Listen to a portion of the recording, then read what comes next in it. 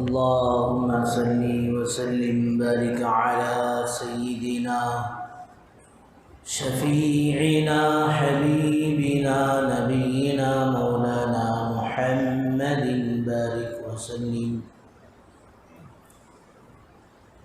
الحمد لله نحمده ونستعينه ونستغفره ونؤمن به ونتوكل عليه ونعوذ بالله من شرور أنفسنا ومن سيئات أعمالنا. من يهده الله فلا مضل له ومن يضلله فلا هادي له ونشهد أن لا إله إلا الله وحده لا شريك له ونشهد أن سيدنا وسندنا مولانا محمدا عبده ورسوله. أما بعد فأعوذ بالله من الشيطان الرجيم. بسم الله الرحمن الرحيم. سبحان الذي يسرى بعبده ليلا من المسجد الحرام إلى المسجد الأقصى الذي باركنا حوله لنريه من آياتنا إنه هو السميع البصير. وقال رسول الله صلى الله عليه وسلم: اللهم بارك لنا في رجب وشعبان وبلغنا رمضان، أو كما قال عليه الصلاة والسلام: رب اشرح لي صدري ويسر لي أمري واحلل عقدة من لساني يفقه قولي. اللهم صل على سيدنا محمد وعلى آل سيدنا محمد بارك وسلم في كلام أولنا. اللهم صل على سيدنا محمد وعلى آل سيدنا محمد بارك وسلم في أوسط كلامنا. اللهم صل على سيدنا محمد وعلى آل سيدنا محمد بارك وسلم في آخر كلامنا. बुजुर्गान मोहतरम व मुअज़्ज़ज़ सामीन किराम, अल्लाह जल्ले जलालुहु अम्मा नवालुहु का एहसान करम फजल हुआ कि अल्लाह तबारक व तआला ने हम सब को अपने घर तक आने की तौफीक नसीब फरमाई और कुछ दिन की बातें कहने और सुनने की तौफीक व सआदत नसीब फरमाई। दरूद व सलाम नाज़िल व आक़ाए मदनी ताजदार मदीना अहमद मुज्तबा मुहम्मद मुस्तफ़ा वजह कायनात मुहसिन इंसानियत सरवर कौनैन फ़ख्र दो आलम रहमतुल लिल आलमीन शाफ़िउल मुज़निबीन शाफ़िए महशर साक़िए कौसर सरवर कौनैन अहमद मुज्तबा मुहम्मद मुस्तफ़ा सल्लल्लाहु अलैहि वसल्लम के दात आली पर। बुजुर्ग दोस्तों, 12 महीने अल्लाह तबारक व तआला ने बनाए हैं। इन्ना इद्दत अश्शुहूर इंदल्लाहि 12 शहरन فی کتاب اللہ یوم خلق السماوات والارض منها اربعۃ حرم۔ 12 مہینے اللہ تبارک و تعالیٰ نے بنائے، لیکن ان 12 مہینے میں 4 مہینے اشہر حرم کہا جاتا ہے۔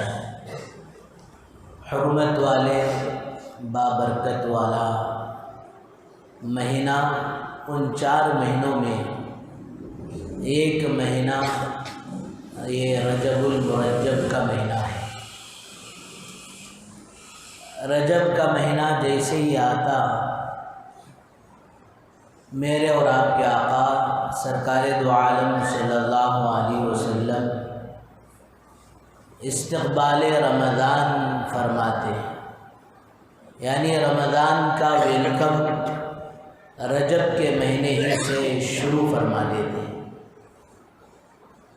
اور پھر دوستو، یہ دستور ہے کہ جو آدمی جتنا بڑا آتا ہے اس کا ویلکم، اس کا استقبال اتنا ہی زوروں پر ہوتا ہے،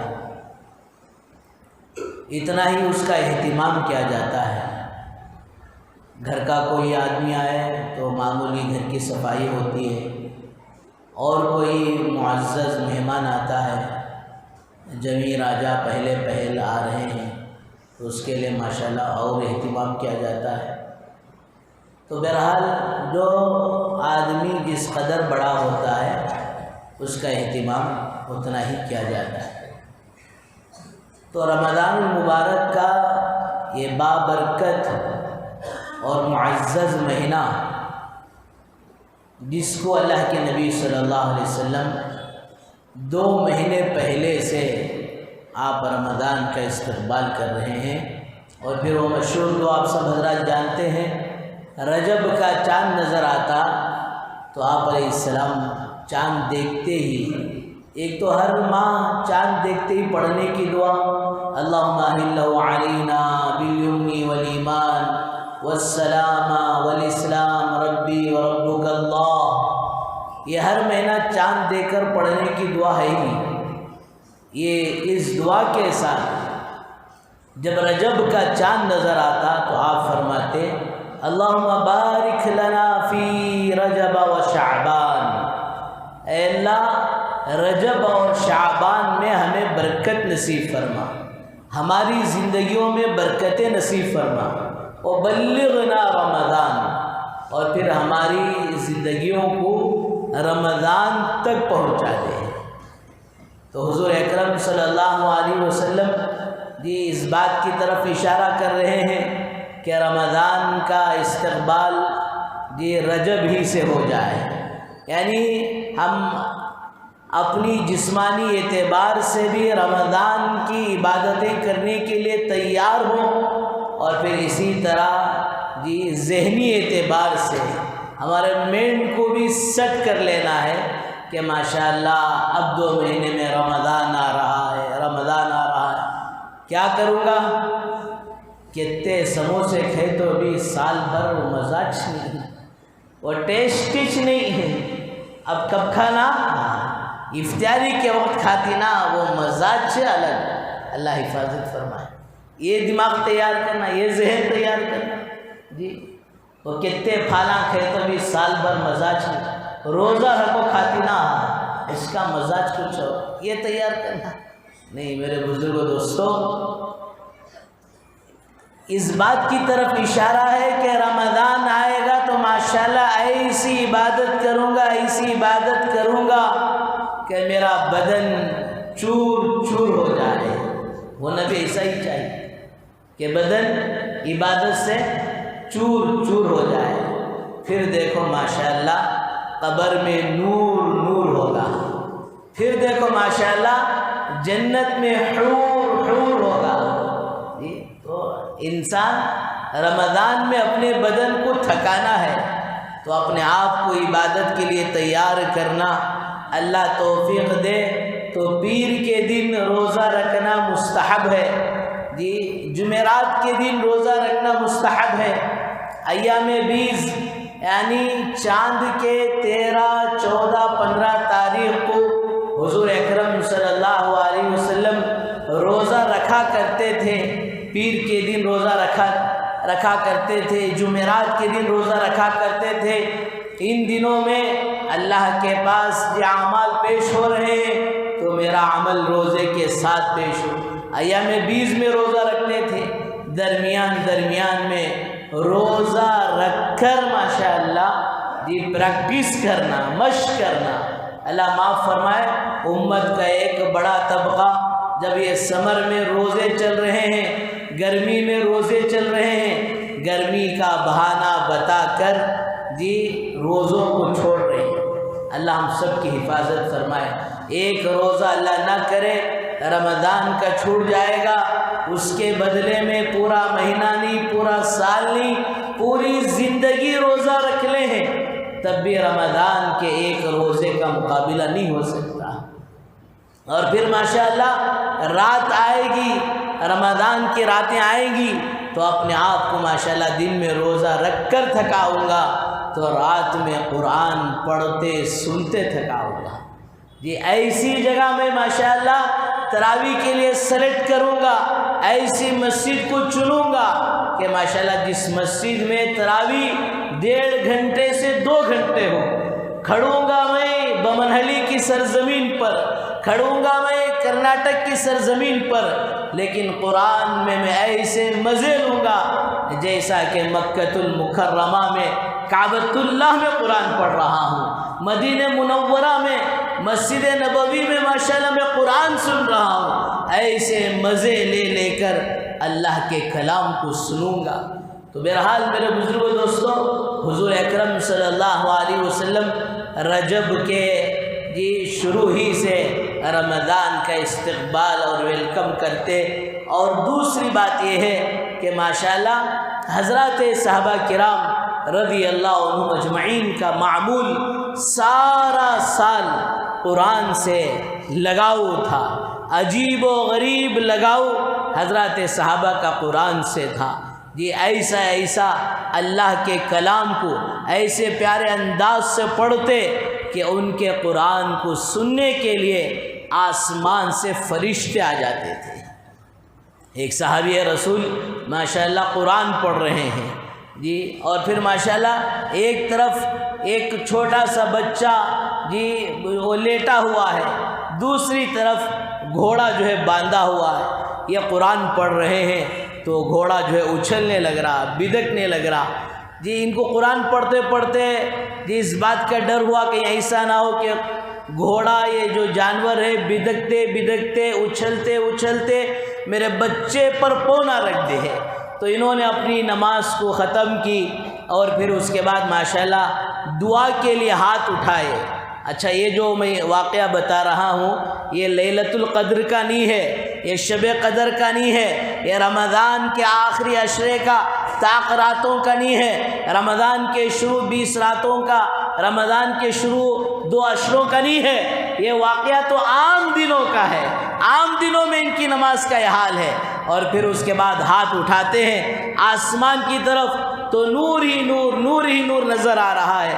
صبح حضور اکرم صلی اللہ علیہ وسلم کی خدمت میں گئے، یا رسول اللہ رات میں میرے ساتھ یہ حال پیش آیا، یہ واقعہ پیش آیا، اس قسم کے معاملات میرے ساتھ ہوئے۔ اللہ کے نبی سرکار دو عالم صلی اللہ علیہ وسلم نے ارشاد فرمایا، نماز میں وہ تمہارا قرآن جو تم نے پڑھ رہے تھے، تمہارا پڑھنے کا انداز اتنا پیارا تھا کہ آسمان سے فرشتے براہ راست تمہارے پاس آ گئے تھے سننے کے لیے۔ جب تم نے نماز ختم کی تو وہ جانے لگے، وہ میرے صحابی اگر تم اپنے بچے کی فکر نہ کرتے، گھوڑا کہیں قدم نہ رکھ دے اور اپنی تلاوت کو ایسے ہی جاری رکھتے، قرآن پڑھتے جاتے تو آج مدینے کے سارے لوگ تمہارے لیے جو فرشتے سننے آئے تھے وہ اتنی تعداد ان کی بڑھ جاتی، وہ اتنا زیادہ ہو جاتے کہ مدینے کے سارے لوگ اپنے آنکھوں سے ان فرشتوں کا دیدار کر لیتے ہیں۔ میرے بزرگوں، ایسا قرآن سے لگاؤ، ایسا اللہ کے کلام سے لگاؤ غیر رمضان میں حضرات صحابہ کرام رضی اللہ عنہم اجمعین کا تھا۔ اور حضرات علماء نے لکھا ہے عام صحابی کا یہ معمول جی انہوں بہت ٹاپ 10 والے اور پھر بہت خاص والے اور خلفائے راشدین عشرہ مبشرین جی صحابہ کے درمیان میں ماشاءاللہ درجے تھے، انہوں فلاں درجے کے فلاں درجے کے، ان پہلی صف کے صحابہ نہیں، خلفائے راشدین نہیں، عام صحابہ کا یہ معمول تھا کہ ایک ایک صحابی ایک ایک صحابیہ ماشاءاللہ روزانہ قرآن مجید کی ایک منزل پڑھ لیتے ہیں۔ کیا مطلب کہ 7 دن میں ان کا ایک پورا قرآن ہو جاتا، اور اللہ معاف فرمائے پورا سال گزر جائے ہمارا ایک قرآن پورا نہیں ہو رہا، اور اس سے بھی بڑی دکھ و درد کی بات کہ مجھے پڑھنا نہیں آتا، اس بہانے سے میں نے کبھی اللہ کے کلام کو چھینے تک کا مجھے موقع نہیں ہوا۔ حضرت یہ عمر فاروق رضی اللہ عنہ جلیل القدر صحابی اللہ کے کلام کو اٹھا لیتے، سینے سے لگاتے اور کہتے ھذا کلام ربی، ھذا کلام ربی، یہ میرے رب کا کلام ہے، میرا رب کا کلام ہے۔ میرے دوستو، یہ کوئی جی آپ کو جو ہے دل شکنی کے لیے، یہ طعنہ دینے کے لیے نہیں، خود اپنے آپ میں سوچیں کتنے مسلمان سال گزر جاتا ہے عربی پڑھنے نہیں آتا، ایک بڑا جرم ہے، بڑا جرم ہے، کل قیامت کے دن اس کا حساب دینا پڑے گا۔ تو نے دنیا تو سب کچھ سیکھا لیکن میرے کلام کو کیوں نہیں سیکھا؟ یہ تو دور کی بات، یہ سیکنڈری، اس کو بازو رکھ دیں، کم سے کم اللہ کے کلام کو اٹھائیں، چومیں، سینے سے لگائیں، ارے کھول کر دیکھنا تو مسلمان شروع کرو، کم سے کم وہ چھینے کی برکت سے، سینے کو لگانے کی برکت سے، اس کو دیکھنے کی برکت سے کم قرآن پڑھنے کا شوق تو ہو، قریب ہی نہیں جانا نہیں چاہتا۔ اللہ حفاظت فرمائے۔ یہ بہت دوستو ایک بات یاد رکھیں، جس کا قرآن اس کا خدا، اس کا اسلام، جس کا قرآن نہیں اس کا خدا بھی نہیں، اس کا اسلام بھی نہیں، بہت ڈرنے کی بات ہے۔ اس لیے بزرگوں دوستو، اللہ کے اس کلام کو جی صحابہ کے نقش قدم پر چلتے ہوئے، صحابہ کے معمول کو اپناتے ہوئے اللہ کے کلام کو اٹھانا شروع کرو، اللہ کے کلام کو دیکھنا شروع کرو۔ لکھنے والوں نے کیا اچھا لکھا، کلام الہی دیدار الہی، کلام الہی دیدار الہی۔ تو حضرات صحابہ کرام رضی اللہ عنہ اجمعین عام دنوں میں یعنی شوال سے لے کر جی ربیع الثانی، جمادی الاولیٰ، جمادی الثانی تک روزانہ ایک ایک منزل پڑھ رہے ہیں، لیکن جیسے ہی رجب آتا ہے تو اور زیادہ اللہ کے کلام کو پڑھنا شروع کر دیتے، رمضان کے ویلکم میں، رمضان کے استقبال میں۔ تو ہمیں بھی چاہیے اللہ کے کلام کو سینے سے لگائیں، اللہ کے کلام کو پڑھیں۔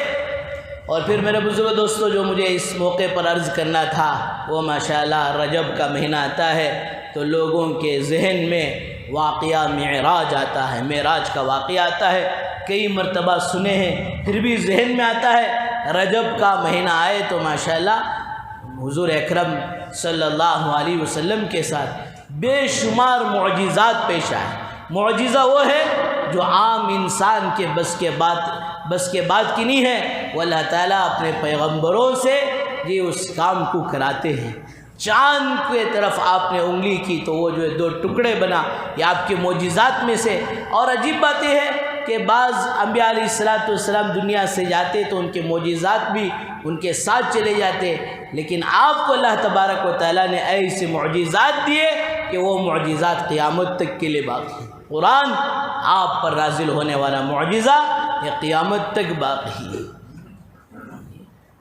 اور پھر فرمایا اسی طرح معراج کا واقعہ قیامت تک یاد رکھا جانے والا واقعہ، لیکن بزرگوں دوستو یہ واقعے کے جو اصل جی رموزات ہیں اور واقعے کے جو اصل پس منظر ہیں ان چیزوں سے عبرت لینا یہ اصل ہے کہ واقعہ معراج کیوں پیش آیا۔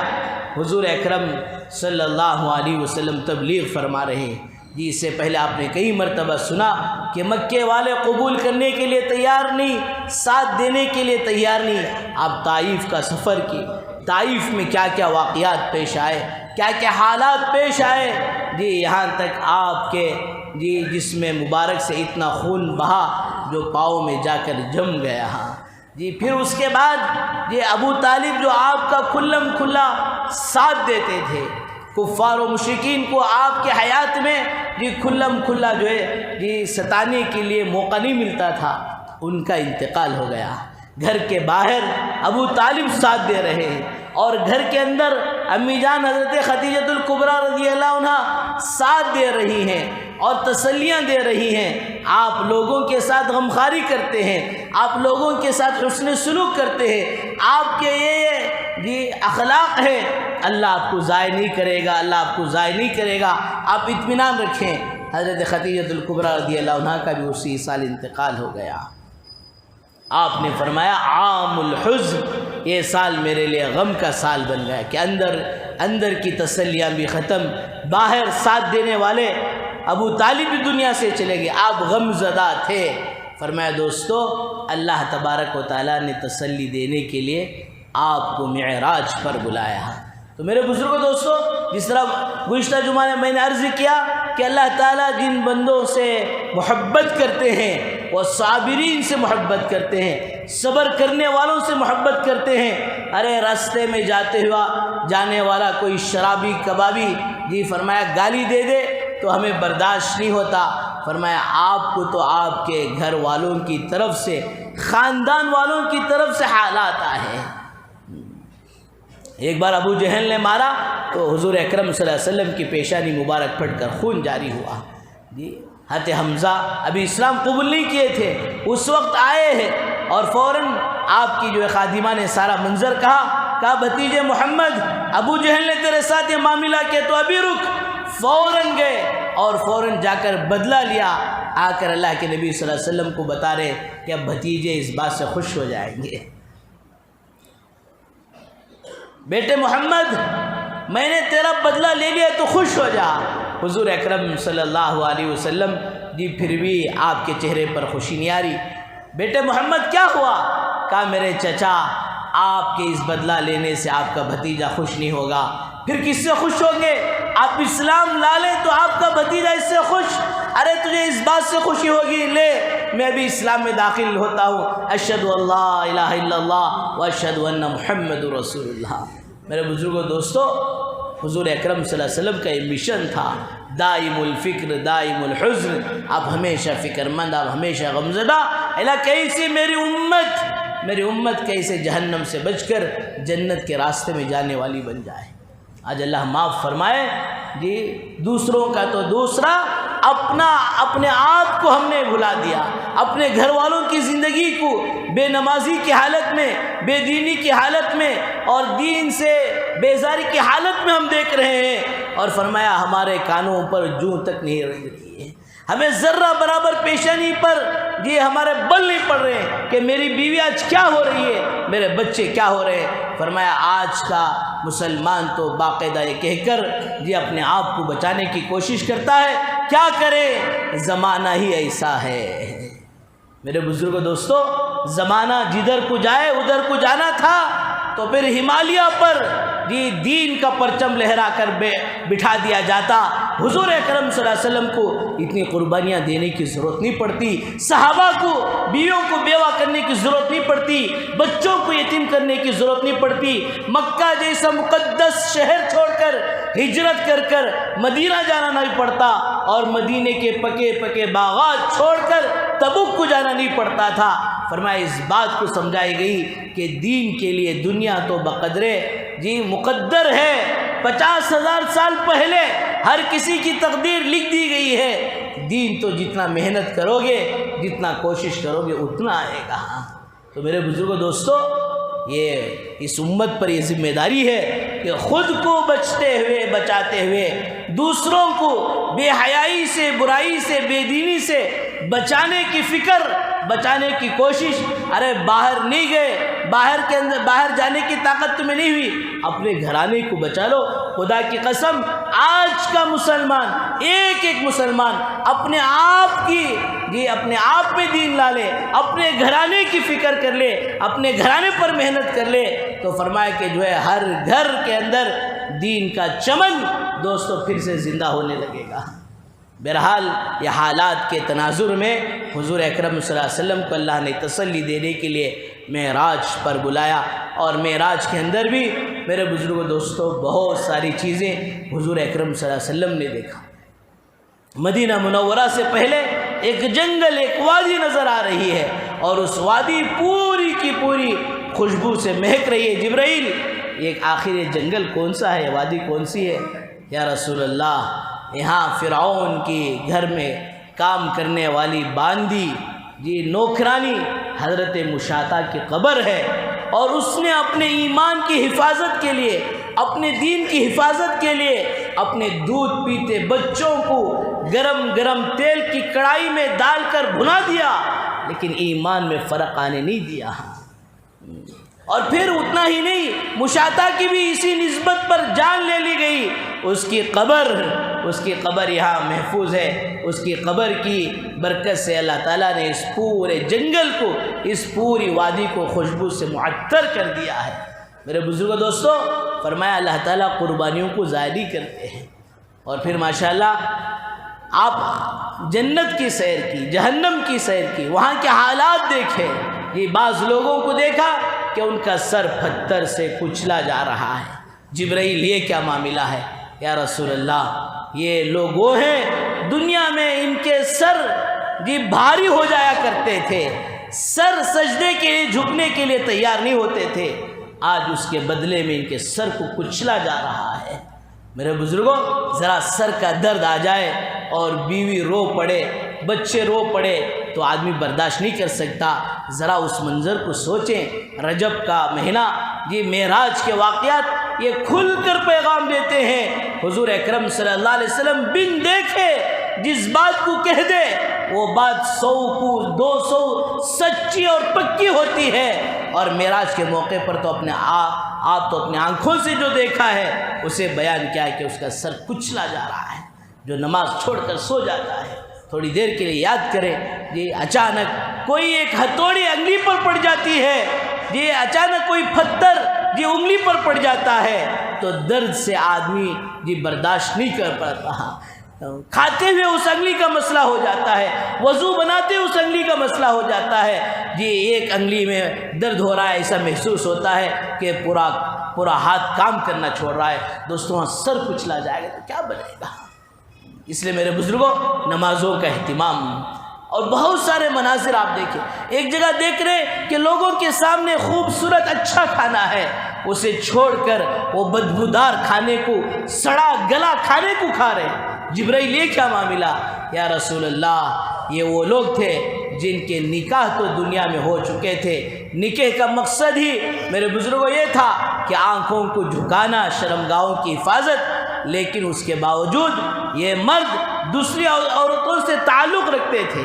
آج مزہ آ رہا نا، کیا بھی قصہ، کیا بھی نہیں، اسٹپنی کہتے ہیں، بیوی پڑی ہے، غیروں کے ساتھ تعلقات چل رہے ہیں، فون میں چل رہے ہیں، SMS کے ذریعے سے چل رہے ہیں، اور پتہ نہیں کس طرح سے گرل فرینڈز، بوائے فرینڈز کے نام سے۔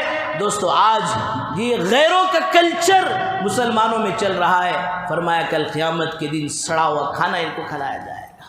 وہ عورتیں جن کی شادیاں ہوئی ہیں، فرمایا وہ دوسروں سے تعلقات رکھتی ہیں، فرمایا دوستو ان کے یہ سڑا ہوا اور بدبودار کھانا کھلایا جائے گا۔ بعض لوگوں کو دیکھا کہ ان کے ہونٹ اونٹ کے برابر اور ان کے منہ میں فرشتے پتھر ڈال رہے۔ جبرائیل، یہ کیا معاملہ ہے؟ یا رسول اللہ، آپ کی امت کے وہ لوگ جو یتیموں کا مال کھا لیا کرتے تھے۔ ان الذين ياكلون اموال اليتامى ظلما انما ياكلون في بطونهم نارا وسيصلون سعيرا۔ یہ فرمایا جو یتیموں کا ناحق مال کھاتا ہے وہ مال نہیں بلکہ دوزخ کی آگ کو اپنے پیٹ میں ڈال رہا ہے۔ تو میرے بزرگوں، سرکار دو عالم صلی اللہ علیہ وسلم نے معراج کے موقع پر حقوق اللہ میں کمی کو بھی بتایا، اور حقوق العباد میں بندوں کے معاملے میں جو کمی ہوتی ہے اسے بھی بتایا، اور فرمایا میرے بزرگوں دوستو، آخر میں حضرت جبرائیل علیہ السلام چلتے چلتے ایک جگہ رک گئے۔ جبرائیل، کیا ہوا؟ کہا یا رسول اللہ، عند سدرۃ المنتہا، میری پہنچ تو صرف یہیں تک ہے، اس کے بعد میری پہنچ نہیں ہے۔ جہاں جبرائیل کی انتہا ہو رہی ہے وہاں سرکار دو عالم صلی اللہ علیہ وسلم کی ابتدا ہو رہی ہے۔ ایک قدم آگے رکھا، میرے سارے 100 کے 100 پر جل کر راکھ ہو جائیں گے، اس کے بعد آپ ہی جا سکتے ہیں، کوئی اور مخلوق نہیں جا سکتی۔ میرے بزرگوں دوستو، کیا مقام مرتبہ سرکار دو عالم صلی اللہ علیہ وسلم کا، کس نبی کی امت میں اللہ نے ہمیں پیدا کیا۔ آج سرے سے مسلمان غافل ہو گیا، جس کی وجہ سے طرح طرح کے حالات، اس لیے حدیث میں آتا ہے، حضور اکرم صلی اللہ علیہ وسلم نے ارشاد فرمایا، میری امت پر ایک زمانہ ایسا آئے گا کہ غیر ایمان والے مسلمانوں کو ختم کرنے کے لیے ایسے ایک دوسرے کو دعوت دیں گے، جس طرح دسترخوان پر بیٹھ کر ایک دوسرے کو کھانے کی دعوت دیتے ہیں، یہ کھا لو، یہ ڈالو، گرم ڈال لو، سادہ ڈال لو، لیگ پیس ڈال لو، جس طرح دعوت دیتے ہیں اس طرح دعوت دیں گے۔ صحابہ پوچھ رہے ہیں، یا رسول اللہ، کیا اس وقت مسلمان کم ہوں گے؟ نہیں، کمی کی بات نہیں ہے، فرمایا زیادہ مقدار میں، اب سے زیادہ مقدار میں ہوں گے۔ پھر کیوں ان کا یہ حال ہوگا؟ حضور اکرم صلی اللہ علیہ وسلم نے ارشاد فرمایا کہ وہ اس وجہ سے ہوگا کہ یہ موت کو ناپسند کریں گے، آخرت سے غافل ہو جائیں گے۔ فرمایا دوستو، آج ایک سروے ہم اپنے آپ سے کر لیں کہ کتنا آج مسلمان دین سے، آخرت سے غافل ہو گیا اور موت کو کیسے جو ناپسند کرنے لگا۔ یہ بنیادی کمی آئے گی جس کی وجہ سے ان کی کوئی حیثیت نہیں، یہ بے جان ہو جائیں گے۔ تو میرے بزرگوں دوستو، بہرحال اللہ تعالیٰ کا دیدار ہو، میں عرض کر رہا تھا، موسیٰ علیہ السلام کہہ رہے ہیں، اللہ آپ کا میں دیدار کرنا چاہتا ہوں۔ موسیٰ، تمہارے اندر یہ طاقت نہیں ہے، اگر تمہاری یہ ضد ہے تو میری تجلی فلاں پہاڑ پر پڑے گی، طور پر پڑے گی، اس تجلی کو دیکھ لینا۔ اللہ 7 آسمانوں کے اوپر اور حضرت موسیٰ زمین پر، فلما تجلی ربہ للجبل جعلہ دکا خر موسیٰ وصعقا، جیسے ہی تجلی پڑی، وہ تجلی کو دیکھنے کی کیپیسٹی حضرت موسیٰ علیہ السلام کو نہ رہی اور وہ پہاڑ جل کر سرما بن گیا۔ حضرت موسیٰ علیہ السلام بے ہوش ہو گئے۔ وہاں حضور اکرم صلی اللہ علیہ وسلم اللہ کے قریب ہو رہے ہیں۔ میرے دوستو، لمبی بات ہے، آخری پوائنٹ بات کر ختم کر دیتا ہوں۔ آپ نے، اللہ نے فرمایا، اے میرے محبوب مانگو، کیا مانگتے ہیں؟ انعامات ملے جی۔ السلام علیکہ ایھا النبی و رحمۃ اللہ وبرکاتہ، اے نبی میری طرف سے تم پر رحمت ہو، تم پر برکت ہو۔ اور اللہ کے نبی صلی اللہ علیہ وسلم دیکھ رہے ہیں، اللہ مانگنے کے لیے کہہ رہے ہیں، والسلام علینا وعلی عباد اللہ الصالحین، اللہ یہ آپ کی رحمتیں، برکتیں، سلامتیں مجھ پر بھی ہو اور نیک صالح میری امت پر بھی ہو۔